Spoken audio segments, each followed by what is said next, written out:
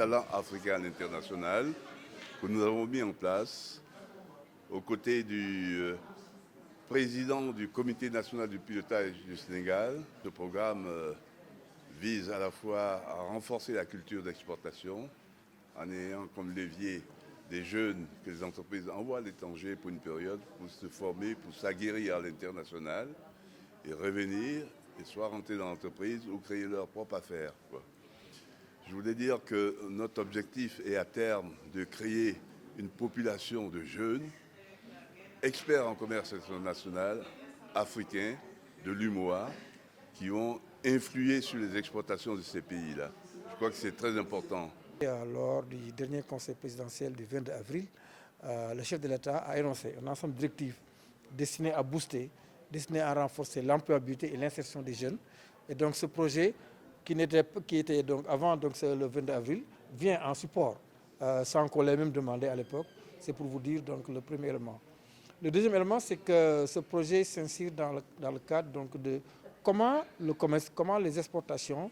peuvent insérer, peuvent booster l'employabilité. Et donc dans ce cadre-là, la politique commerciale, les exportations qui sont un peu le cœur de métier de la CEPEX, c'est une nouveauté. Puisqu'en général, quand on parle d'employabilité, on regarde plus d'abord du côté interne avant de regarder le côté international. Mais là, je pense, avec cette perspective du projet TAI, le président Mbeng et ses collègues et nos partenaires ont ouvert un autre flanc, un autre axe de coopération inédit qui fera en sorte qu'au niveau international, qu'on puisse également parler d'emploi. Et le troisième élément, troisième élément par rapport donc, à cette pertinence, c'est que ce projet également vient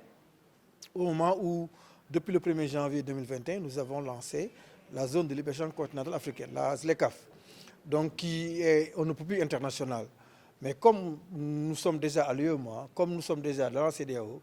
et que pratiquement nos échanges sont à plus de 50% au niveau donc, de cette zone, nous ne pouvons que donc, nous réjouir et anticiper du fait que, avec ce que nous avons fait au niveau de l'UEMOA, avec ce que nous avons fait au niveau de la CEDEAO, ce que nous ferons au niveau de la ZLECAf sera encore davantage porteur d'emploi pour les jeunes qui seront formés dans les domaines du commerce international et pour tous ces aspects-là. Les critères d'éligibilité qui ont été donc définis en relation avec nos partenaires tendent vers le secteur formel, on va dire. Mais puisque nous sommes conscients que, d'une part, les PME et PMI constituent l'ossature de notre tissu industriel, et d'autre part, ces PME et PMI, pour la plupart, sont donc informels, nous avons tenu compte du fait qu'avec la mutualisation, donc c'est le président Mbeng qui a créé donc ce concept de mutualisation, les membres du secteur informel qui vont se mutualiser et donc qui vont prendre forme pourront bénéficier de ce projet. Peut-être pas individuellement, mais une fois que donc, la coopérative aura bénéficié de ça, ou bien une fois que la mutuelle aura bénéficié, eh bien individuellement, ces entreprises-là pourront également en bénéficier, mais ce sera sous le paravent et sous l'ossature, et disons le parapluie donc, de l'organisation qui sera mutualisée.